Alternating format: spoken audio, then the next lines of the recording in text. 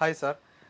നമ്മൾ എല്ലാവർക്കും ഉണ്ടാകുന്നൊരു പ്രശ്നമാണ് ഗ്യാസ് കയറുക എന്ന് പറയുന്നത്. പക്ഷേ ചില ആളുകൾ പറയാറുണ്ട് ഗ്യാസ് ഒന്നായി നെഞ്ഞോട് കയറി, തലയിൽ കയറി, അല്ലെ ശരീരത്തിൻ്റെ മറ്റു ഭാഗങ്ങളിലേക്ക് കയറിയിട്ട് ഭയങ്കര വേദനയാണ്.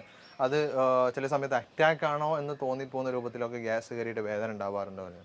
ഇത് ചില സമയത്ത് ചില ആളുകൾ പറയാറുണ്ട് നമുക്കിപ്പോൾ രാത്രിയാവുന്ന സമയത്ത് കിടന്നുറങ്ങുന്ന സമയത്തൊക്കെ പെട്ടെന്ന് ഗ്യാസ് കയറിയിട്ട് ഭയങ്കര വേദന. എന്നിട്ട് ഒരു സാധാരണ ഒരു പിന്നെ എന്തെങ്കിലും ഒരു പാൻറ്റപ്രസോൾ പോലുള്ള എന്തെങ്കിലും മരുന്നുകളൊക്കെ കഴിച്ചാൽ ഗ്യാസ് പോവാറുണ്ട്. പക്ഷേ ഇതൊന്നും കിട്ടാത്ത സാഹചര്യത്തിൽ ഭയങ്കര ബുദ്ധിമുട്ടായിട്ട് ഏതെങ്കിലും ഹോസ്പിറ്റലിലേക്ക് ആ രാത്രി പോവേണ്ട ഒരു സിറ്റുവേഷൻ ഉണ്ടാവാറുണ്ട്.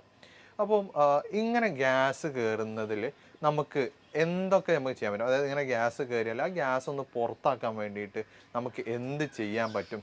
അല്ലെങ്കിൽ ഇങ്ങനെ ഗ്യാസ് കയറാതിരിക്കാൻ വേണ്ടിയിട്ട് നമുക്ക് സ്ഥിരമായിട്ട് ഈ ഗ്യാസ് കയറാതിരിക്കാൻ എന്തെങ്കിലും പ്രതിവിധികൾ ഉണ്ടോ? അല്ലെങ്കിൽ എന്താണ് ചെയ്യാൻ പറ്റുക എന്നുള്ളത് ഡോക്ടർ ഒന്ന് വിശദീകരിക്കുമോ?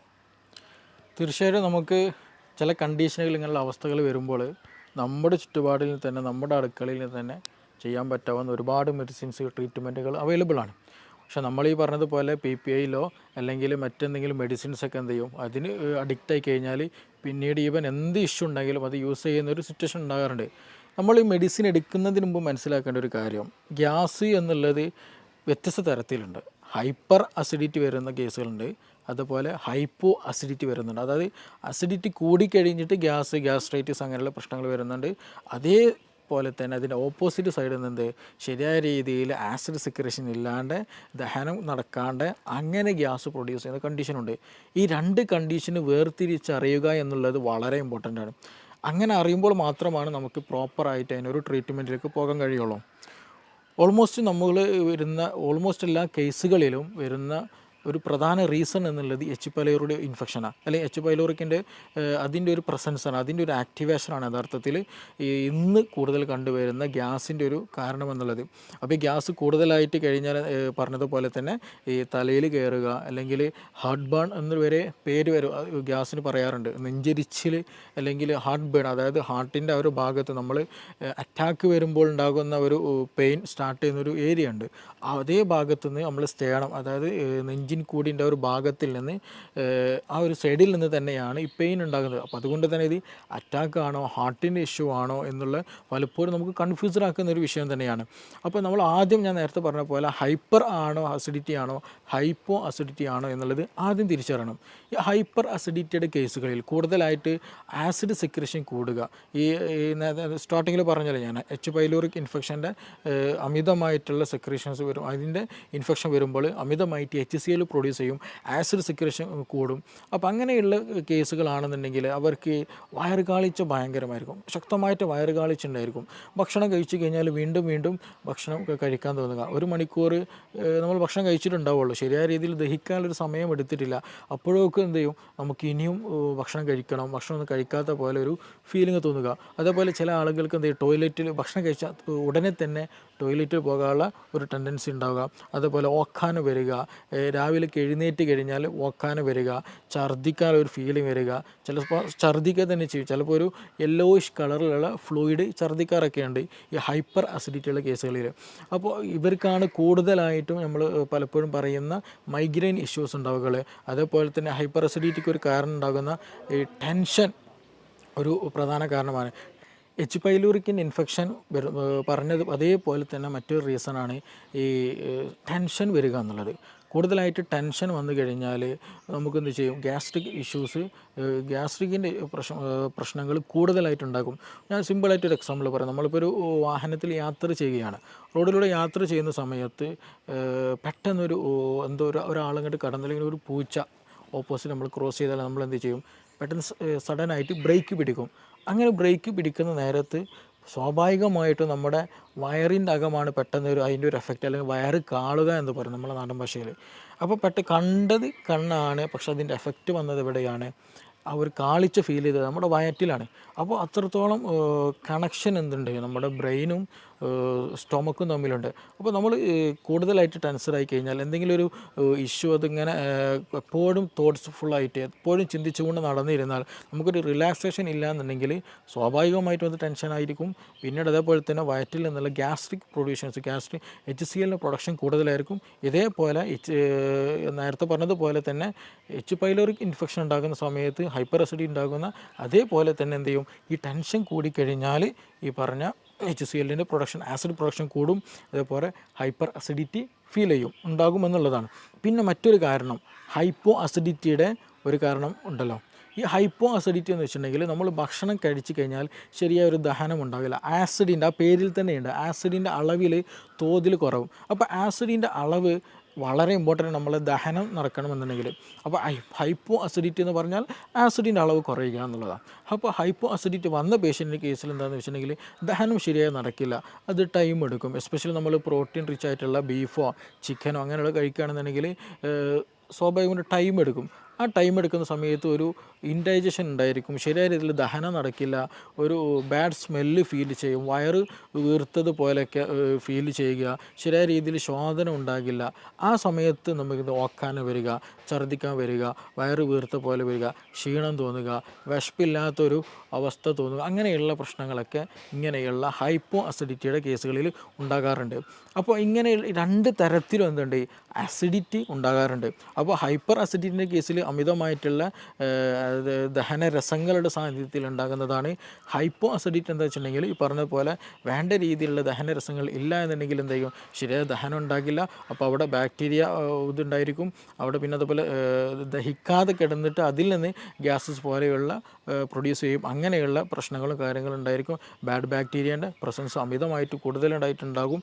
അപ്പോൾ അങ്ങനെയും എന്ത് ചെയ്യുന്നുണ്ട്, ഈ പറഞ്ഞതുപോലെ അസിഡിറ്റി ഉണ്ടാകാറുണ്ട്. അപ്പോൾ ഈ രണ്ട് കേസിലും രണ്ട് തരത്തിലാണ് നമ്മൾ ട്രീറ്റ് ചെയ്യേണ്ടത്. ഒന്ന് ഹൈപ്പർ അസിഡിറ്റിൻ്റെ കേസിൽ നമുക്ക് ഈ ലെമൺ ടീ വളരെ യൂസ്ഫുള്ളായിട്ട് നമുക്ക് ചെയ്യാവുന്നതാണ്. ഹൈപ്പറായിട്ട് ഭയങ്കരമായിട്ട് ഗ്യാസ്ട്രിക്കിൻ്റെ ഇഷ്യൂസ് ഉണ്ടെങ്കിൽ, എപ്പോഴും ഛർദ്ദിക്കാൻ തോന്നുന്നുണ്ടെങ്കിൽ, ഓക്കാനം വരുന്നുണ്ടെങ്കിൽ, ഭയങ്കരമായിട്ട് എന്താ പറയുക വയറ് എപ്പോഴും പുകച്ചിലുണ്ടെന്നുണ്ടെങ്കിൽ അതിന് ഏറ്റവും ബെസ്റ്റായിട്ടുള്ള ഒരു ട്രീറ്റ്മെൻറ്റാണ് യഥാർത്ഥത്തിൽ ഈ ലെമൺ ടീ കുടിക്കുക എന്നുള്ളത്. ആ സമയത്ത് തന്നെ നമുക്ക് അക്യൂട്ടായി തന്നെ റിലീഫ് ഉണ്ട്. പിന്നെ അതേപോലെ തന്നെ ഈ ദഹിക്കാതെ ഞാൻ നേരത്തെ പറഞ്ഞല്ലോ, അത് ഹൈപ്പോ അസിഡിറ്റിൻ്റെ കേസിൽ അങ്ങനത്തെ കേസുകളിൽ വരുന്ന സമയത്ത് ഹൈപ്പോ അസിഡിറ്റിൻ്റെ കേസിൽ സമയത്ത് നമുക്ക് ഏറ്റവും ബെസ്റ്റ് വെളുത്തുള്ളി വളരെ യൂസ്ഫുള്ളാണ്. അതുപോലെ ഇഞ്ചി വളരെ യൂസ്ഫുള്ളാണ്. പിന്നെ ഗ്രാമ്പു, പട്ട പോലെയുള്ള മസാല കൂട്ടുകളുണ്ടല്ലോ, അത് നോർമൽ ലെവലിൽ നമ്മുടെ ഭക്ഷണത്തിൽ ചേർക്കുക, അത് വെച്ച് ചായ ഉണ്ടാക്കുക, അത് വെച്ചിട്ട് എന്തെങ്കിലുമൊക്കെ ഒരു ചെറിയ കഷായം പോലെ ഉണ്ടാക്കി കുടിക്കുന്നതൊക്കെ വളരെ ഹെൽപ്ഫുള്ളാണ്. നമ്മുടെ ഭക്ഷണം കഴിച്ചു കഴിഞ്ഞാൽ നമ്മൾ ജീരകം കഴിക്കുന്നതൊക്കെ യഥാർത്ഥത്തിൽ ആ ഒരു അസിഡിറ്റി പോകാനാണ്, ദഹനം കൂടാനും കൂടെ വേണ്ടിയിട്ടാണ്. അതേപോലെ തന്നെ നമ്മൾ ഭക്ഷണം കഴിച്ചു കഴിഞ്ഞാൽ ഏറ്റവും നല്ലത് കോൾഡ് ഡ്രിങ്കിനേക്കാളും ബെസ്റ്റ് സാധാ നോർമൽ വാട്ടർ അല്ലാന്നുണ്ടെങ്കിൽ ചൂടുവെള്ളം കുടിക്കുക എന്നുള്ളതാണ് ദഹനത്തിന് ഏറ്റവും ഹെൽപ്ഫുള്ളാകുള്ളത്. അപ്പോൾ അതുകൊണ്ട് നമ്മൾ ഒരുപാട് ആളുകളുണ്ട് ഇന്ന് നമ്മൾ ഭക്ഷണം എന്തെങ്കിലും ഹെവി ഫുഡ് കഴിച്ചു കഴിഞ്ഞാൽ 7up കുടിക്കുക, എന്തെങ്കിലും കൂൾ ഡ്രിങ്ക്സ് കുടിക്കുക, കാർബണേറ്റഡ് ഡ്രിങ്ക് കുടിക്കുക എന്നുള്ളത്. യഥാർത്ഥത്തിൽ കാർബണേറ്റഡ് ഡ്രിങ്ക് കുടിക്കുന്ന സമയത്ത് നമുക്കൊരു കംഫർട്ട് ഫീൽ ചെയ്യുന്നുണ്ടെങ്കിലും അത് ഗ്യാസ് കൂട്ടാനുള്ളൊരു വഴിയും കൂടെയാണ്. അത് കുടിച്ചു കഴിഞ്ഞാൽ പിന്നീട് ഗ്യാസ് എന്ത് ചെയ്യും, വീണ്ടും വീണ്ടും ശരീരത്തിൽ കൂടിക്കൊണ്ടിരിക്കും. അപ്പോൾ അത് നമ്മൾ എന്ത് ചെയ്യണം, നിയന്ത്രിക്കണം. അത് വളരെ ഇമ്പോർട്ടൻ്റ് ആണ്. അപ്പോൾ ഈ പറഞ്ഞു വെച്ചതുപോലെ ഈ ആസിഡ് കൂടുന്ന കേസുകളുണ്ട്, കുറയുന്ന കേസുകളുണ്ട്. അപ്പോൾ ഏതാണോ എന്നുള്ളത് തിരിച്ചറിയണം. ഇപ്പോൾ നേരത്തെ പറഞ്ഞതുപോലെ തന്നെ ചോദ്യത്തിൽ വന്നതുപോലെ തന്നെ രാത്രി സമയത്ത് നമുക്ക് ഛർദ്ദിക്കാൻ വരിക, വയറ് വീർത്ത പോലെ തരിക, ഓക്കാന വരിക, പുളിച്ചു തികട്ടൽ വരിക, അങ്ങനെ ഉണ്ടാകാറുണ്ട്. അതിന് യഥാർത്ഥ കാരണം എന്ന് പറയുന്നത് വെച്ചാൽ നമ്മൾ രാത്രി കിടക്കുന്ന, എസ്പെഷ്യലി രാത്രി സമയത്ത് നമ്മൾ ഭക്ഷണം കഴിച്ച പാടേ കിടക്കരുത്. അങ്ങനെ കിടക്കുന്ന സമയത്ത് പലപ്പോഴും ഈ ഗ്യാസ്ട്രിക് ആയിട്ടുള്ള ഭക്ഷണം കഴിച്ച പാടേ കിടന്നു കഴിഞ്ഞാൽ ഗ്യാസ്ട്രിക്കിൽ ഏകദേശം ഫില്ലായിട്ടുണ്ടായിരിക്കും, അത്യാവശ്യം നല്ല ഫീൽഡ് കണ്ടീഷൻ ആയിരിക്കും. അപ്പോൾ അത് കിടക്കുന്ന സമയത്ത് എന്ത് ചെയ്യും, നമ്മുടെ ഈസോഫാഗസിലേക്ക് അന്നനാളത്തിലേക്ക് എന്ത് ചെയ്യും, ഈ ഗ്യാസ്ട്രിക് ഫ്ലൂയിഡ് വീണ്ടും റിട്ടേൺ അടിച്ചിട്ട് വരാനുള്ള സാധ്യത വളരെ കൂടുതലാണ്. അപ്പോൾ ഭക്ഷണം കഴിച്ച പാടെ എന്ത് ചെയ്യരുത്, ഒരിക്കലും കിടക്കരുത്. ഒരു അരമണിക്കൂറെങ്കിലും നമ്മൾ കുറഞ്ഞ് വെയിറ്റ് ചെയ്തതിന് ശേഷം ഒന്ന് വീട്ടിലൊക്കെ ഒന്ന് ചുറ്റുപാടും നടന്നു വന്നതിന് ശേഷം എന്ത് ചെയ്യുക, കിടക്കുന്നതാണ് ദഹനത്തിന് നല്ലത്, ഉറക്കം നന്നായി ലഭിക്കാനും നല്ലത്. അതുകൊണ്ടാണ് അങ്ങനെ അല്ലാണ്ട് നമ്മൾ അമിതമായിട്ട് ഭക്ഷണം കഴിച്ച് കിടക്കുമ്പോഴാണ് ഒരു സുപ്രഭാതത്തിൽ അല്ലെങ്കിൽ ഒരു പ്രത്യേക സമയത്ത് എന്ത് ചെയ്യും, നമുക്ക് ശക്തമായിട്ട് നെഞ്ഞുവേദന വരും, ഭയങ്കരമായിട്ട് പ്രശ്നങ്ങളുണ്ടായിരിക്കും. ഈ അറ്റാക്ക് ആണോ എന്നുള്ള തോന്നലുണ്ടായിരിക്കും. നമ്മൾ ഉടൻ തന്നെ ഹോസ്പിറ്റലിൽ പോകും, ഗ്യാസിൻ്റെ പ്രശ്നമായിരിക്കും ഉണ്ടാവുക. അപ്പോൾ അങ്ങനെ ഒരു ഇഷ്യൂ കൂടുതലായിട്ട് എസ്പെഷ്യലി നൈറ്റ് സമയത്ത് ഹോസ്പിറ്റൽ കേസുകൾ കൂടുന്നൊരു വിഷയം കൂടെയാണ്. അപ്പോൾ അങ്ങനെ കൂടുതൽ ആ ഒരു ഗ്യാസ്ട്രിക് ഇഷ്യൂസ് നൈറ്റിൽ കൂടാനുള്ള കാരണം അമിതമായിട്ടുള്ള ഭക്ഷണം എന്ത് ചെയ്യും, ഈ രാത്രിയിൽ കഴിക്കും. അത് കാരണമായിട്ട് ദഹനരസങ്ങൾ എന്ത് ചെയ്യും, ഗ്യാസ്ട്രിക് ദഹനരസങ്ങൾ നമ്മുടെ ഭക്ഷണം കഴിക്കുന്ന കുഴലിലേക്ക് അന്നനാളത്തിലേക്ക് എന്ത് റിട്ടേൺ വരും. ഏറ്റവും ഭാഗത്ത് അതിൻ്റെ സ്ഫിങ്ക്റ്റർ ഉണ്ട്, നമ്മുടെ അന്നനാളത്തിൽ നിന്ന് വയറ്റിലേക്ക് സ്റ്റൊമക്കിലേക്ക് കിടക്കുന്ന ഈസോഫാജിൽ സ്ഫിങ്ക്റ്റർ വരുന്നുണ്ട്. ആ സ്ഫിങ്ക്റ്റർ എന്ത് ചെയ്യും, ശരിയായ രീതിയിൽ അവിടെ ക്ലോസ് ആകില്ല. അപ്പോൾ അതിൽ നിന്ന് എന്ത് ചെയ്യും, ചെറിയ ലീക്കേജ് നമ്മുടെ ഇതിലേക്ക് വരും. അപ്പോൾ നമുക്ക് നല്ല നെഞ്ഞെരിച്ചിലുണ്ടാവും, പുകച്ചിലുണ്ടാക്കും, ഒരു പുളിച്ചത് കിട്ടുന്ന പോലെ വരും, ഛർദ്ദിക്കാൻ വരും, അങ്ങനെയുള്ള പല അസ്വസ്ഥതകളുണ്ടാകും.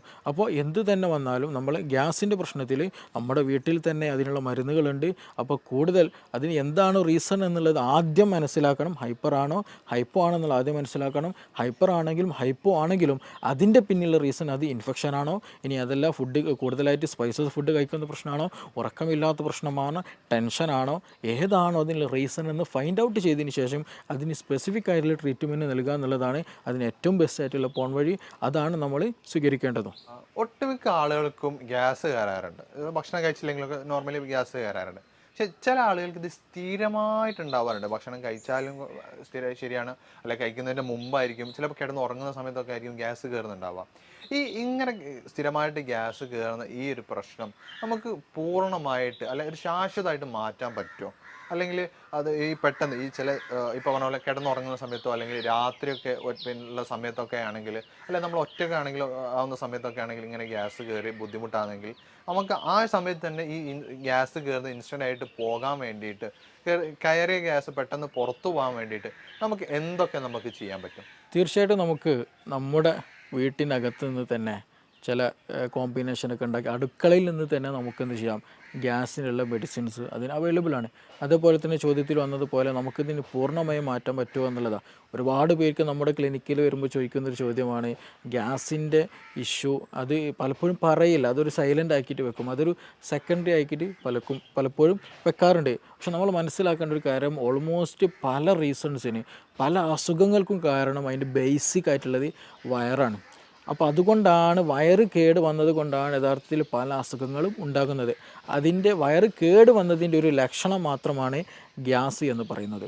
ഇപ്പോൾ ഒട്ടുമിക്ക കേസുകൾ ബാക്ക് പെയിൻ ഉള്ള കേസുകളുണ്ടായിരിക്കും, കോൺസ്റ്റിപ്പേഷൻ ഉള്ള കേസുണ്ടാവും, പൈൽസ് വന്ന കേസുകളുണ്ടായിരിക്കും, അൾസറേറ്റീവ് കൊളൈറ്റിസിൻ്റെ കേസുകളുണ്ടായിരിക്കും, ഈവൻ ഫീവർ ഉണ്ടായിരിക്കും, ഹെഡ് ഏക്കിൻ്റെ പ്രശ്നമുള്ളവരുണ്ടായിരിക്കും, ഇടയ്ക്കിടയ്ക്ക് അലർജിക് ഇഷ്യൂസ് ഉള്ളവരുണ്ടായിരിക്കും, സ്കിൻ അലർജി ഉള്ളവർക്കുണ്ടായിരിക്കും. അപ്പോൾ ഈ ഓൾമോസ്റ്റ് എല്ലാ കേസുകളുടെയും റീസൺ ചോദിച്ചാൽ, അല്ലെങ്കിൽ ഇങ്ങനെയുള്ള കേസുകൾ വരുമ്പോൾ നമ്മൾ അവരോട് ചോദിച്ചാൽ അവർ പറയും നമുക്ക് അവർക്ക് എന്തുണ്ടായിരിക്കും, ഗ്യാസിൻ്റെ പ്രശ്നമുണ്ടായിരിക്കും, അല്ലെങ്കിൽ സ്റ്റൊമക്ക് നോർമലായിരിക്കില്ല, അബ്ഡോമൻ നോർമലായിരിക്കില്ല, ഗട്ട് ഹെൽത്ത് നോർമലായിരിക്കില്ല എന്നുള്ളത്. അപ്പോൾ നമ്മൾ ആദ്യം മനസ്സിലാക്കേണ്ടത് ഇതിൻ്റെ പിന്നിലായിട്ട് ഒരുപാട് റീസൺസ് ഉണ്ട് എന്നുള്ളതാണ്. അതായത് സ്റ്റൊമക്ക് ഹെൽത്ത് നോർമലല്ല എന്നുള്ളതിൻ്റെ ഏറ്റവും ബേസിക് ആയിട്ടുള്ള ഒരു സംഗതിയാണ് ഗ്യാസ് എന്നുള്ളത്. അപ്പോൾ അത് ആദ്യം നമ്മൾ മനസ്സിലാക്കേണ്ടതുണ്ട്. പിന്നെ ചോദ്യത്തിൽ വന്നതുപോലെ ഗ്യാസ് നമുക്ക് നമ്മുടെ വീട്ടിൽ നിന്ന് തന്നെ റിമൂവ് ചെയ്യാം. ചില ആളുകൾക്ക് എന്ത് ചെയ്യും, അത് റിപ്പീറ്റഡ് ആയിട്ട് വരും, അമിതമായിട്ട് ഭക്ഷണം കഴിച്ചാലും വരും, ഭക്ഷണം കഴിച്ചില്ലെങ്കിലും വരും, ഭക്ഷണം കഴിച്ചു കൊണ്ടിരിക്കുമ്പോൾ വരും, പല സമയത്ത് വന്നിരിക്കുന്ന പല ആളുകളും പല രീതിയിലാണ് ഗ്യാസ് കാണാറുള്ളത്.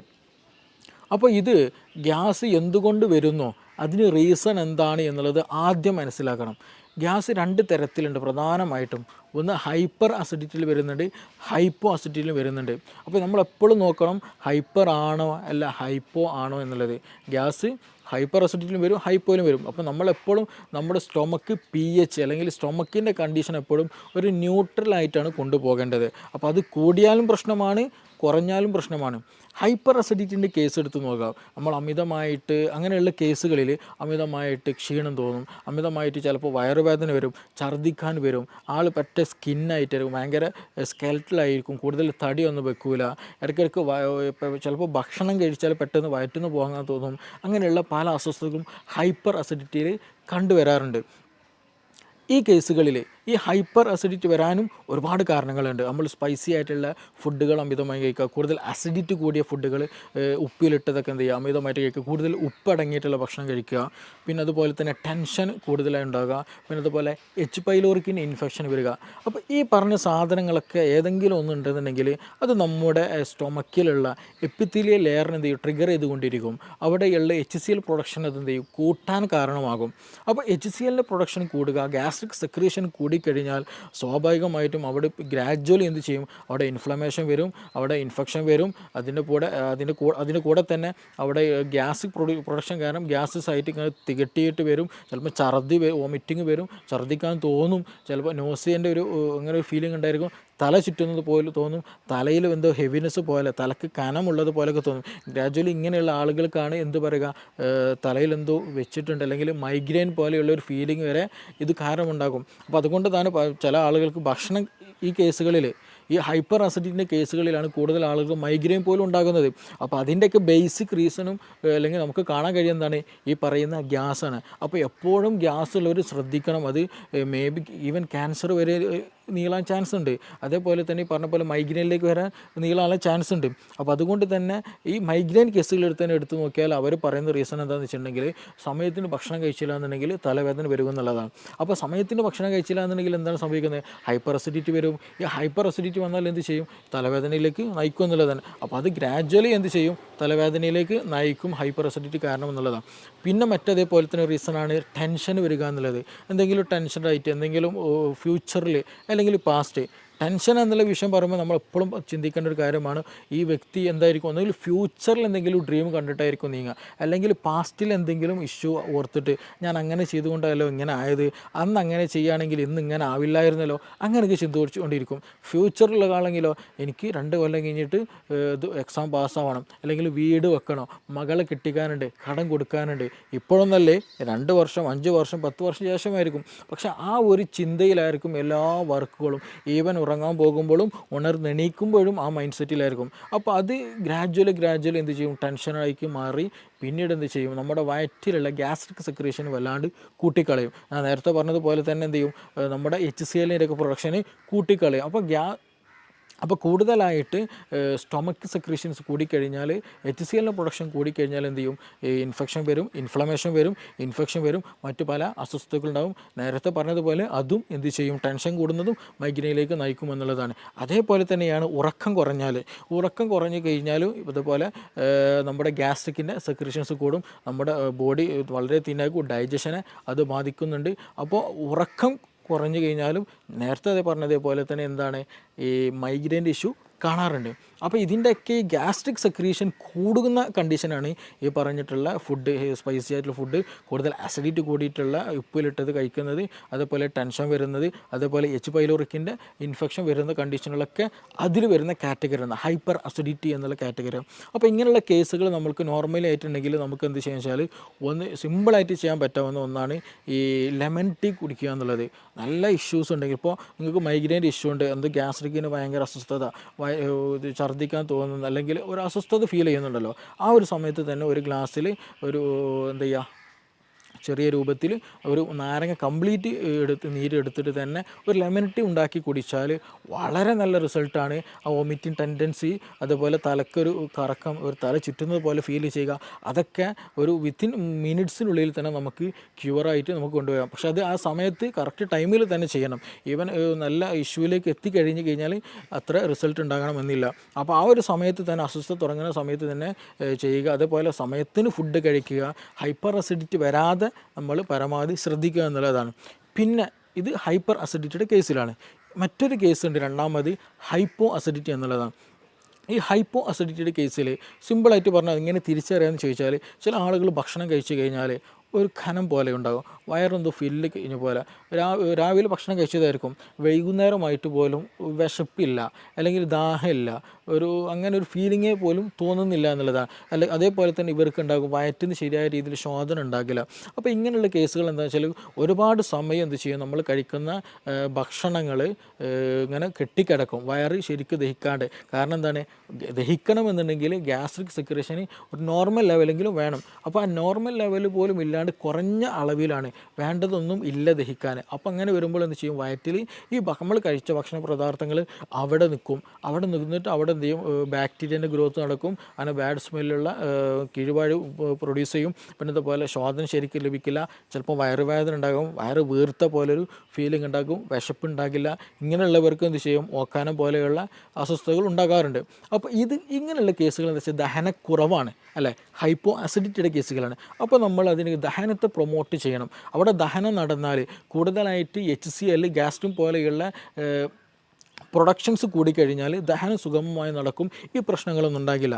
അപ്പോൾ ആ ഒരു സമയത്ത് നമ്മൾക്ക് ഏറ്റവും ബെസ്റ്റ് നമ്മുടെ അടുക്കളയിലുള്ള സ്പൈസസ് ഉപയോഗിക്കുക എന്നുള്ളതാണ്. അത് കരുതി നല്ല ചുവന്ന മുളകിൻ്റെ പൊടി ഉപയോഗിക്കുക എന്നുള്ളതല്ല. നമുക്ക് മല്ലി വളരെ നല്ല മെഡിസിൻസാണ്. മല്ലി തിളപ്പിച്ച വെള്ളം കുടിക്കുക എന്ന് പറഞ്ഞാൽ നമ്മുടെ ഫീവർ, ഉള്ളിലുള്ള ഫീവർ, പനി ഉണ്ടെന്നുണ്ടെങ്കിൽ ചില ആളുകൾക്ക് മേലും കൈക്ക് കോച്ചി പിടിക്കുന്ന ഒരു ഇതുണ്ടായിരിക്കും, അതിന് നല്ലതാണ്. അതേപോലെ ഗ്യാസിന് വളരെ നല്ല റിസൾട്ടാണ് ഈ നമ്മൾ എന്ത് ചെയ്യുക, ഡെയിലി കുടിക്കുന്ന വെള്ളത്തിൽ എന്ത് ചെയ്യാന്ന് ഒരു കലത്തിൽ, ഒരു പാത്രത്തിൽ രാവിലെ എണീക്കുന്ന സമയത്ത് തന്നെ കുറച്ച് നമ്മൾ ജീരകവെള്ളം ഉണ്ടാക്കുന്ന അതേപോലെ തന്നെ എന്ത് ചെയ്യുക, കുറച്ച് മല്ലി ഇട്ടിട്ട് നന്നായിട്ട് തിളപ്പിച്ച് ആ തിളപ്പിച്ചാറിയ വെള്ളം എന്ത് ചെയ്യുക, ദാഹിക്കുന്ന സമയത്തും ഭക്ഷണം കഴിക്കുന്ന സമയത്തൊക്കെ എന്താ ചെയ്യുക, ആ വെള്ളം ഇങ്ങനെ കുടിച്ചുകൊണ്ടിരിക്കുക.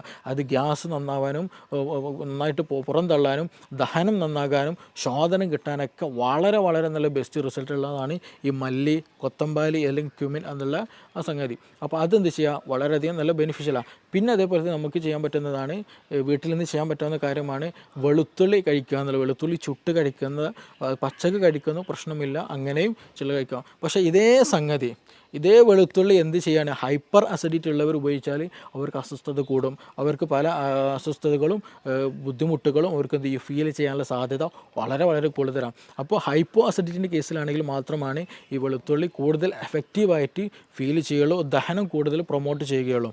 പിന്നെ നമുക്കിതിൽ കൂടെ ഇഞ്ചി വളരെ നല്ലതാണ്. അപ്പോൾ ഇഞ്ചി, ഗ്രാമ്പു, പട്ട പോലെയുള്ള സ്പൈസസുകളൊക്കെ നമ്മുടെ ഭക്ഷണത്തിൽ ഉൾപ്പെടുത്തുക. അത് വെച്ചുള്ള കഷായങ്ങൾ, അത് അതേപോലെ തന്നെ എന്ത് ചെയ്യുക, ഭക്ഷണത്തിൽ ഉൾപ്പെടുത്തി കഴിക്കുന്നതൊക്കെ ദഹനം കൂട്ടാൻ വളരെ ഹെൽപ്ഫുള്ളാണ്. അപ്പോൾ അങ്ങനെയുള്ള സംവിധാനങ്ങൾ, അങ്ങനെയുള്ള മരുന്നുകളൊക്കെ എന്ത് ചെയ്യാന്ന് വെച്ചാൽ നമ്മുടെ ഭക്ഷണത്തിൽ മിങ്കിൾ ചെയ്തിട്ട്, അത് ഭക്ഷണത്തിൻ്റെ കൂടെ ഒഴിവാക്കാനുള്ളതല്ല, അത് ഭക്ഷണത്തിൻ്റെ ഒരു പാർട്ടാക്കി തന്നെ നമ്മൾ ഉപയോഗിക്കുകയാണെന്നുണ്ടെങ്കിൽ നമ്മൾ കഴിക്കുന്ന ഭക്ഷണം എന്ത് ചെയ്യും, ദഹിക്കാൻ കൂടുതൽ സുഗമമാക്കാൻ കഴിയും. ഇതിന് സ്ഥിരമായിട്ട് മരുന്നുണ്ടോ, ഇതെങ്ങനെ സ്ഥിരമായിട്ട് വരാതിരിക്കാൻ ശ്രദ്ധിക്കുക എന്നുള്ളത് ഒരു ചോദ്യം ചോദിക്കേണ്ടായി. അപ്പോൾ നമ്മൾ ഈ കേസിൽ ശ്രദ്ധിക്കേണ്ടത്, ഞാൻ നേരത്തെ പറഞ്ഞതുപോലെ ഇത് നമ്മൾ ദഹനവുമായി ബന്ധപ്പെട്ടതാണ്. അപ്പോൾ ഇതൊരു ലൈഫ് സ്റ്റൈൽ ഡിസീസാണ്. നമ്മൾ തോന്നിയ സമയത്ത് ഉറങ്ങുക, തോന്നിയ അതുപോലെ ജീവിക്കുക, തോന്നിയത് തിന്നുക എന്നുള്ള ഒരു കൺസെപ്റ്റ് നമുക്കിവിടെ ഒരിക്കലും പോസിബിൾ അല്ല ഈ ഹൈപ്പോ അസിഡിറ്റി ഉള്ളവർ. അപ്പോൾ നമ്മൾ ഭക്ഷണം സമയത്തിന് കഴിക്കുക, ആവശ്യത്തിന് കഴിക്കുക, ആവശ്യമുള്ള അളവിൽ കഴിക്കുക, ക്വാളിറ്റി ഉള്ളത് ക്വാണ്ടിറ്റി കുറച്ച് കൊണ്ട് എന്ത് ചെയ്യുക, കൂടുതൽ നല്ല രീതിയിൽ കഴിക്കുക എന്നുള്ളതാണ്. കഴിക്കുന്നത് നല്ല ക്വാളിറ്റി ഉള്ളതാകണം. ഒരുപാട് ചോറ് കഴിക്കുക എന്നുള്ളൊരു ടെൻഡൻസി ഒരിക്കലും പാടില്ല, അത് നമുക്ക് കൂടുതൽ ബുദ്ധിമുട്ടുകൾ ഉണ്ടാക്കുക എന്നുള്ളൂ. അപ്പോൾ ചെറിയ രൂപത്തിൽ അത്യാവശ്യം നല്ല രീതിയിലുള്ള സാധനങ്ങൾ മാത്രം കഴിക്കുക, സമയത്തിന് കഴിക്കുക, അമിതമാകാതിരിക്കുക.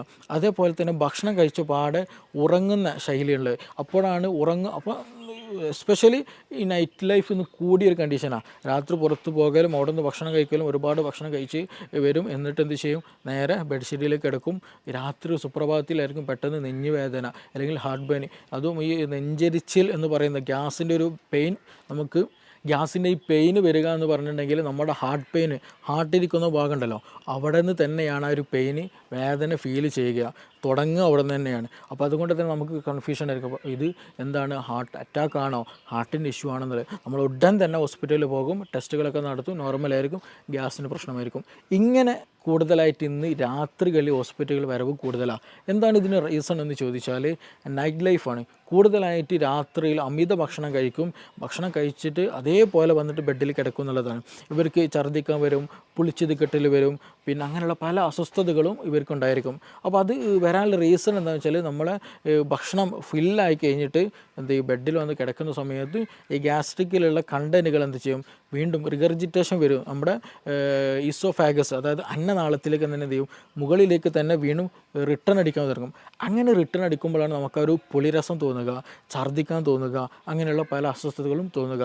അപ്പോൾ അങ്ങനെ അസ്വസ്ഥതകളുള്ളവർ അങ്ങനെ അസ്വസ്ഥത ഉള്ളവർക്കാണ് കൂടുതലായിട്ട് ഈ പറഞ്ഞതുപോലെ രാത്രി ഫുഡ് അമിതമായിട്ട് കഴിച്ചിട്ട് എന്ത് ചെയ്യും വന്ന് കിടക്കുന്നവർക്കാണ് ഈ പറഞ്ഞുള്ള രാത്രിയിലുള്ള അസ്വസ്ഥതകൾ കൂടുതലായിട്ട് കാണുന്നത്. ഇനി മറ്റൊരു ചോദ്യം ചോദിച്ചതുപോലെ തന്നെ ഇതിൽ ലൈഫ് സ്റ്റൈലൊക്കെ നോർമലാണ്, വേറെ പ്രശ്നങ്ങളൊന്നുമില്ല, കറക്റ്റ് ഭക്ഷണം കഴിക്കുന്നുണ്ട്, പക്ഷേ എന്നിട്ട് പോലും എന്ത് ഗ്യാസിന് അസ്വസ്ഥതകളുണ്ട്, ഛർദ്ദിക്കാൻ വരുന്നുണ്ട്, ചില സമയത്ത് അൾസറിൻ്റെ ഇഷ്യൂസ്, ഇടയ്ക്കിടയ്ക്ക് വായിലും മുറിവൊക്കെ വരുന്നുണ്ട്. തീർച്ചയായിട്ടും അതൊരു ഇൻഫെക്റ്റീവ് കണ്ടീഷനാണ്. എച്ച് പൈലോറിക്കിൻ്റെ പ്രസൻസ് കാരണമായിട്ട് എച്ച് പൈലോറി ഓൾമോസ്റ്റ് എല്ലാ ആളുകളിലും കണ്ടുവരുന്ന ഒരു ബാക്ടീരിയയാണ് ബാക്ടീരിയം പൈലോറി എന്ന് പറയുന്നത്. എച്ച് പൈലോറിക് എന്നുള്ള ഈ ബാക്ടീരിയ എന്താണ് ആക്റ്റീവായിട്ടുണ്ടായിരിക്കും, ഈ സ്റ്റൊമക്കിൽ ആക്റ്റീവായിട്ടുണ്ടായിരിക്കും. സ്റ്റൊമക്കിനൊരു പ്രത്യേകതയുണ്ട്, നമ്മുടെ ഒരു എപ്പിത്തിലെ ലെയറുണ്ട്, നമ്മൾ ടൈറ്റ് ജംഗ്ഷൻ എന്ന് വെച്ചിട്ടുണ്ടെങ്കിൽ ഒരു സെല്ല് അടുത്ത സെല്ലും കൂടി ഭയങ്കര ടൈറ്റഡാണ്, അതിൻ്റെ ഇടയിൽ ഗ്യാപ്പില്ല. അങ്ങനെ ടൈറ്റായിട്ട് ഇങ്ങനെ നിരയായിട്ട് വെച്ച ഒരു ലെയറാണ് എപ്പിത്തിലെ ലെയർ. അതിന് നേരെ മുകളിലാണ് മ്യൂക്കസ് എന്നുള്ള ഒരു വഴുവഴുത്ത ഒരു കൊഴുപ്പുണ്ടായിരിക്കും.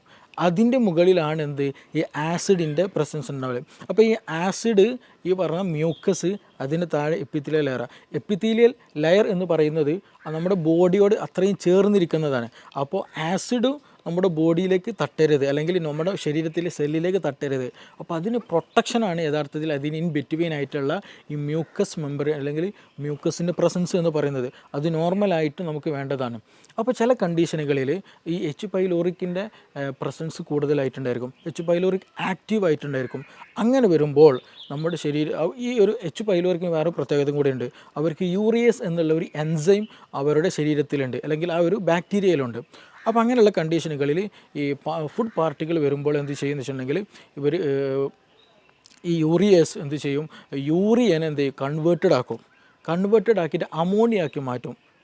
NH3 അമോണിയാക്കി മാറ്റും. ഈ എച്ച് പൈലോറിക് ബാക്ടീരിയ എന്ത് ചെയ്യും, അവരുടെ എൻസൈം ഉപയോഗിച്ചിട്ട് ഭക്ഷണത്തിൽ വരുന്ന യൂറിയയെ എന്ത് ചെയ്യും, മാറ്റും, അമോണിയായിട്ട് മാറ്റും. ഈ അമോണിയ എന്താണ്, ഒരു ആൽക്കലി കണ്ടൻ്റാണ്, അമോണിയ ആൽക്കലി കണ്ടൻ്റാണ്. അപ്പോൾ ചുരുക്കി പറഞ്ഞാൽ എച്ച് പൈലോറിക്കയുടെ എന്ന ബാക്ടീരിയയുടെ സാന്നിധ്യത്തിൽ എന്ത് ചെയ്യും, കൂടുതലായിട്ട് ബാക്ടീരിയ ഉണ്ടാകുമ്പോൾ അതെല്ലാം വരുന്ന യൂറിയൊക്കെ എന്ത് കൺവേർട്ടഡ് ആക്കി മാറ്റും, അമോണിയ ആയിട്ട് കൺവേർട്ടഡ് ആക്കി മാറ്റും. അപ്പോൾ ചുരുക്കി പറഞ്ഞാൽ ഈ എച്ച് പൈലോറിക് കാരണമായിട്ട് അവിടെ ഒരു ആൽക്കലി മീഡിയം എന്ത് ചെയ്യും ഉണ്ടാകാനുള്ള സാധ്യത, അല്ലെങ്കിൽ ആൽക്കലി മീഡിയം ഉണ്ടായിക്കൊണ്ടേയിരിക്കും.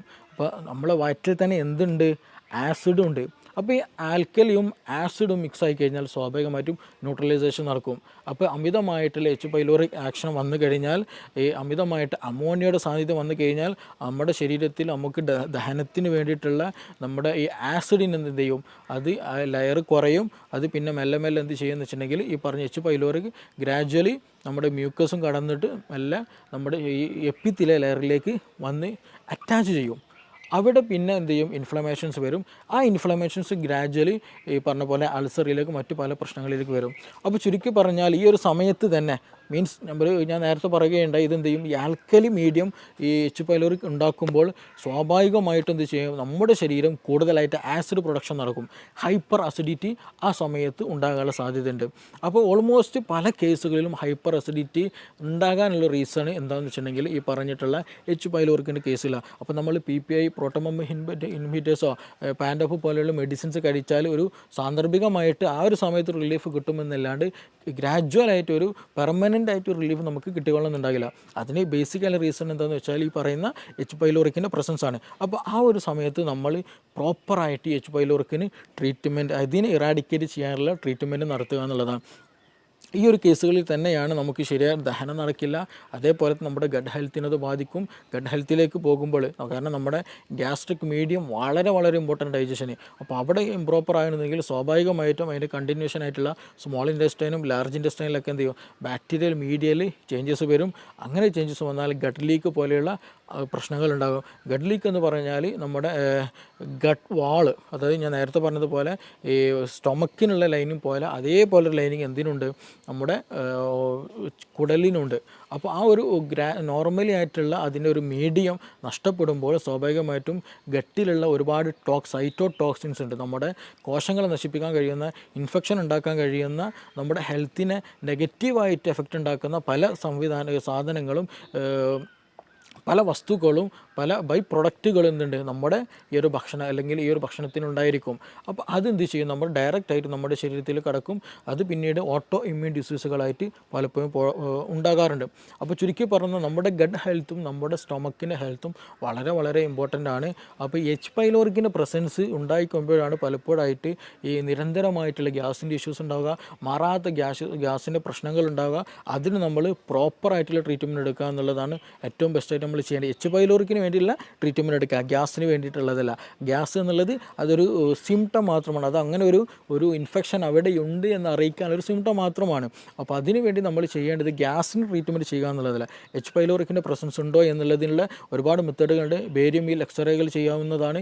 പിന്നെ അതേപോലെ തന്നെ യൂറിയ ബ്രീത്ത് ടെസ്റ്റുകളുണ്ട്. അപ്പോൾ അങ്ങനെയുള്ള ടെസ്റ്റുകൾ നടത്തിയാൽ തന്നെ ഓൾമോസ്റ്റ് നമ്മുടെ ഗ്യാസ്ട്രിക് കണ്ടീഷൻസ് നമുക്കറിയാം, അൾസർ ഉണ്ടോ എന്ന് നമുക്കറിയാൻ കഴിയും. അതുപോലെ ഈ പറഞ്ഞ എച്ച് പൈലോറിക്കിൻ്റെ പ്രസൻസ് ഉണ്ടോ എന്ന് അറിയാൻ കഴിയും. അങ്ങനെയൊക്കെ ടെസ്റ്റുകൾ നടത്തി അതിന് വേണ്ട ട്രീറ്റ്മെൻറ്റ് എടുക്കുക. അപ്പോൾ അതിന് ഇരട്ടി മധുരം നമ്മളെപ്പോഴും കേട്ടിട്ടുള്ള സംഗതിയാണല്ലോ ഇരട്ടി മധുരം. ഈ എച്ച് പൈലോറിക് ഇൻഫെക്റ്റഡ് ആയി കഴിഞ്ഞാൽ അതിന് ഏറ്റവും ബെസ്റ്റുള്ള ഒരു ഒറ്റമൂല്, അത് ഇരട്ടി മധുരം ഏറ്റവും നല്ല ബെനിഫിഷ്യലാണ്. അതേപോലെ തന്നെ ഈ ഹൈപ്പർ അസിഡിറ്റി കേസ് വന്നാൽ നമുക്ക് പ്രോബയോട്ടിക്കുകളും പ്രീബയോട്ടിക്കുകളായിട്ടുള്ള പ്രൊഡക്റ്റുകൾ യൂസ് ചെയ്യുന്നത് എന്താണ്, നമ്മുടെ ദഹനം നന്നാക്കാനും ആസിഡ് മീഡിയം നോർമലാക്കാനൊക്കെ നമുക്കത് ഹെൽപ്ഫുള്ളാണ്. അപ്പോൾ അങ്ങനെ ഒരു പ്രോപ്പറായിട്ടുള്ള ട്രീറ്റ്മെൻറ്റ് ചെയ്യുക എന്നുള്ളതാണ് ഏറ്റവും ബെസ്റ്റ്. നമ്മുടെ കേസുകളിൽ തന്നെ ഒരുപാട് കേസുകൾ നമ്മുടെ ക്ലിനിക്കിൽ തന്നെ വന്നിട്ടുണ്ട്. ഈ മൈഗ്രെയിൻ വന്ന കേസുകൾ മാറാത്ത 8, 10, 15 വർഷമായിട്ട് മൈഗ്രെയിൻ ഡോക്ടർ മാറിയിട്ടില്ല എന്നുള്ളത്. അപ്പോൾ അവർ ചോദിക്കുമ്പോൾ നമ്മൾ അതിൻ്റെ ബേസിക്കിലേക്ക് പോകുമ്പോൾ ഹൈപ്പർ അസിഡിറ്റിയാണ് അവർക്ക് ഉണ്ടാവുക. ചില കേസുകൾ മൈഗ്രെയിൻ അവർ പറയുള്ളൂ, ഹൈപ്പർ അസിഡിറ്റി എന്നുള്ള കണ്ടീഷൻ തന്നെ അവർ പറയില്ല. പക്ഷേ അത് കാരണം അതിന് അഡാപ്റ്റഡ് ആയിട്ടുണ്ടായിരിക്കും. കാരണം ഹൈപ്പർ അസിഡിറ്റിക്കാളും കൂടുതൽ അവർക്ക് പ്രശ്നമായിട്ട് തോന്നൽ എന്താണ്, മൈഗ്രെയിൻ്റെ ഇഷ്യൂ ആയിരിക്കും. അപ്പോൾ പക്ഷേ ഈ ഹിസ്റ്ററി എടുത്ത് പോകുമ്പോൾ അവർക്ക് ഹൈപ്പർ അസിഡിറ്റി ആയിരിക്കും കൂടുതലായിട്ടുണ്ടായിരിക. അപ്പോൾ സ്വാഭാവികമായിട്ടും അവർക്ക് മോശം ക്ലിയർ ആയിരിക്കില്ല, ദഹനം ക്ലിയർ ആയിരിക്കില്ല. ഞാൻ നേരത്തെ പറഞ്ഞതുപോലെ ഗട്ട് ഹെൽത്ത് ബാഡായിരിക്കും, പ്രോപ്പറായിട്ട് നിലനിൽക്കില്ല. ആ കേസുകളിലൊക്കെ നമുക്ക് മെഡിസിൻ ഉപയോഗിച്ചിട്ട് തന്നെ, മെഡിസിൻ മീൻസ് നമ്മുടെ വീടുകളിൽ ഉപയോഗിക്കാവുന്ന മെഡിസിൻസ് തന്നെ നൽകിയാൽ തന്നെ എന്ത് ചെയ്യും, നല്ല പ്രോപ്പർ ഒരു റുട്ടീൻ നമ്മൾ കീപ്പ് ചെയ്ത് തന്നെ ഒരു കണ്ടിന്യൂ ഒരു മെഡിക്കേഷൻ ഇല്ലാതെ നല്ല രീതിയിൽ തന്നെ നമുക്ക് എന്ത് ചെയ്യാം, ഈ മൈഗ്രെയിൻ പോലെയുള്ള കണ്ടീഷനൊക്കെ റിവേഴ്സ് ആക്കിയിട്ട് നമുക്ക് നോർമൽ ഹെൽത്തിലേക്ക് തന്നെ മാറ്റാൻ കഴിയുന്നുണ്ട്. അപ്പോൾ അതിൻ്റെയൊക്കെ ഒരു ബേസിക് എന്ന് പറയുന്നതാണ് യഥാർത്ഥത്തിൽ ഗ്യാസ് അല്ലെങ്കിൽ ഗ്യാസ്ട്രിക് ഇഷ്യൂ എന്നുള്ളത്. അപ്പോൾ ഇതിന് പ്രോപ്പർ ട്രീറ്റ്മെൻറ്റ് ഉണ്ട്, പ്രോപ്പർ വേ ഓഫ് ലിവിങ് ഉണ്ട്. അപ്പോൾ അത് ഏത് റൂട്ടിലാണോ ഏതാണോ പ്രശ്നം എന്നുള്ളത് ഐഡൻറ്റിഫൈ ചെയ്യുക എന്നുള്ളതാണ് ഫസ്റ്റ് നമ്മൾ ചെയ്യേണ്ടത്. അത് ഐഡൻറ്റിഫൈ ചെയ്തതിന് ശേഷം അതിന് പ്രോപ്പറായിട്ട് അതിനെ നമ്മൾ എന്ത് ചെയ്യണം, പ്രശ്നമാണോ, ഹൈപ്പർ അസിഡിറ്റിൻ്റെ പ്രശ്നമാണോ, ഹൈപ്പോ അസിഡിറ്റിൻ്റെ പ്രശ്നമാണോ. ഹൈപ്പർ അസിഡിറ്റിൻ്റെ പ്രശ്നമാണെങ്കിൽ തന്നെ നമ്മുടെ ഡയറ്റിൽ അമിതമായിട്ടുള്ള എന്തെങ്കിലും എരിവ് കൂടിയതോ സോൾട്ടി ആയിട്ടുള്ളതോ അങ്ങനെയുള്ള എന്തെങ്കിലും ഉപയോഗിക്കുന്നതാണോ, ഇതിനകത്തിൽ ടെൻഷൻ എന്തെങ്കിലും ഉണ്ടോ, ഇതിനകത്തിൽ എച്ച് പൈലോറിക് ഇൻഫെക്ഷൻ തന്നെയാണോ, അങ്ങനെയുള്ളത് ഏതാണോ എന്നുള്ളത് ഡിഫറൻഷ്യേറ്റ് ചെയ്യണം. ഇനി ഹൈപ്പോ അസിഡിറ്റിൻ്റെ കേസിലാണെങ്കിലും ശരി, അവിടെയും എച്ച് പൈലോറിക്കിൻ്റെ പ്രശ്നം ഉണ്ടാകാറുണ്ട് ചില കേസിൽ. അപ്പോൾ അത് വന്നതാണോ, ഇനി അതല്ല വേറെ അമിത ഭക്ഷണമാണോ, നമ്മുടെ റുട്ടീനുള്ള പ്രശ്നമാണോ, അത് ഏതാണോ എന്നുള്ളത് നമ്മൾ കറക്റ്റ് ഐഡൻറ്റിഫൈ ചെയ്യേണ്ടതുണ്ട്. ചില കേസുകളിൽ ആസിഡ് അല്ലെങ്കിൽ പുളിച്ചുതക്കെട്ടിൽ വരും. ആർക്ക്, നല്ല തടിച്ച ഒരാൾക്ക് ഉണ്ടെങ്കിൽ, ഒബസിറ്റി കൂടുതലുണ്ടെങ്കിൽ, കൂടുതൽ ഓവർ ഈറ്റ് ഉണ്ടെങ്കിൽ, അങ്ങനെയുള്ള കേസുകൾ എന്ന് വെച്ചാൽ അവർക്ക് ഇടയ്ക്കിടയ്ക്ക് കിടന്നാൽ തന്നെ എന്ത് ചെയ്യും, പുളിച്ചുതക്കെട്ടിൽ വരും. കാരണം എന്താണെന്ന് വെച്ചിട്ടുണ്ടെങ്കിൽ എന്താണ്, അബ്ഡോമിനൽ പ്രഷർ കൂടുതലായിരിക്കും, വയറിൻ്റെ ഭാഗത്ത് പ്രഷർ വളരെ കൂടുതലായിരിക്കും. അപ്പോൾ ആ മുകളിലേക്കുള്ളൊരു തള്ളൽ കിടന്നാലും എന്ത് ചെയ്യും, ഫീൽ ചെയ്യും. അപ്പോൾ അങ്ങനെയുള്ളവർക്ക് എന്ത് ചെയ്യും, അതും വരാറുണ്ട്. അപ്പോൾ ആ ഒരു കേസിലൊക്കെ എന്താ വെച്ചാൽ നമ്മൾ ചെയ്യേണ്ടത് അതിന് വേണ്ടിയിട്ടുള്ള ട്രീറ്റ്മെൻറ്റ് എടുക്കുക എന്നുള്ളതാണ്. അപ്പോൾ ചുരുക്കി പറഞ്ഞാൽ ഇതിന് പ്രോപ്പറായിട്ട് തന്നെയുള്ള ട്രീറ്റ്മെൻറ്റ്. ഗ്യാസ് എന്നുള്ളത് ബേസിക് ആയിട്ടുള്ള ഒരു റീസണാണ്. ആ റീസണിൻ്റെ പിന്നിൽ നമുക്ക് ഒരുപാട് അസുഖങ്ങൾ ഉണ്ടായിരിക്കും. ആ അസുഖങ്ങളായിരിക്കും പലപ്പോഴും നമ്മൾ ഫോക്കസ് ചെയ്യുക. ഞാൻ നേരത്തെ പറഞ്ഞതുപോലെ ഒന്നെങ്കിൽ നമുക്ക് മൈഗ്രെയിൻ ആയിരിക്കും ഉണ്ടാവുക, അല്ലെങ്കിൽ സോറിയാസിസ് പോലെ സ്കിൻ ഡിസീസ് ആയിരിക്കും ഉണ്ടാവുക, അല്ലെങ്കിൽ അതിൻ്റെ ബാക്കിൽ എന്തെങ്കിലും ടെൻഷൻ്റെ എന്തെങ്കിലും ഇഷ്യൂസ് ഉണ്ടായിരിക്കും, ആങ്സൈറ്റി പോലെയുള്ള തലകറക്കം പോലെയുള്ള പ്രശ്നങ്ങൾ ഉണ്ടായിരിക്കും. ഇനി അതെല്ലാം മറ്റു സ്കിൻ ഡിസീസുകൾ പലപ്പോഴും അർട്ടിക്കേരി പോലെയുള്ള പ്രശ്നങ്ങൾ ഉണ്ടാകാറുണ്ട്, എക്സിമ പോലെയുള്ള പ്രശ്നങ്ങൾ ഉണ്ടാകാറുണ്ട്. അപ്പോൾ ഇതിൻ്റെയൊക്കെ ബേസിക് ആയിട്ട് വരുമ്പോൾ നമ്മുടെ ഗട്ട് ഹെൽത്താണ് ഇതിന് റീസൺ ആയിട്ട് വരിക. അപ്പോൾ അതിൻ്റെ ഒരു കാരണം അല്ലെങ്കിൽ ഗട്ട് ഹെൽത്ത് പ്രോപ്പർ അല്ല എന്ന് കാണിക്കാനുള്ള ഒരു സിമ്പൽ മാത്രമാണ് യഥാർത്ഥത്തിൽ ഗ്യാസ് എന്ന് പറയുന്നത്. അപ്പോൾ നമ്മുടെ ഗട്ട് ഹെൽത്ത് പ്രോപ്പറാക്കുക, നമ്മൾ പ്രോപ്പറായിട്ടുള്ള ഡയറ്റ് എടുക്കുക, പ്രോപ്പറായിട്ടൊരു നല്ല ബെനിഫിഷ്യലായിട്ടൊരു ലൈഫ് സ്റ്റൈൽ കീപ്പ് ചെയ്യുക എന്നുള്ളതാണ് ഇതിന് ഏറ്റവും ബെസ്റ്റ് ആയിട്ടുള്ള ഒരു മെഡിസിൻ എന്നുള്ളത്. അത് ഇന്ന് നമ്മുടെ ക്ലിനിക്കിൽ തന്നെ അവൈലബിൾ ആണ്. ഒരുപാട് ആളുകൾക്ക് അതുകൊണ്ട് ഒരുപാട് അസുഖങ്ങൾക്ക് ഗട്ട് ഹെൽത്ത് നോർമലാക്കിയതിൽ കൂടെ നമുക്ക് ട്രീറ്റ് ചെയ്യാൻ കഴിഞ്ഞിട്ടുണ്ട്. Okay, thank you.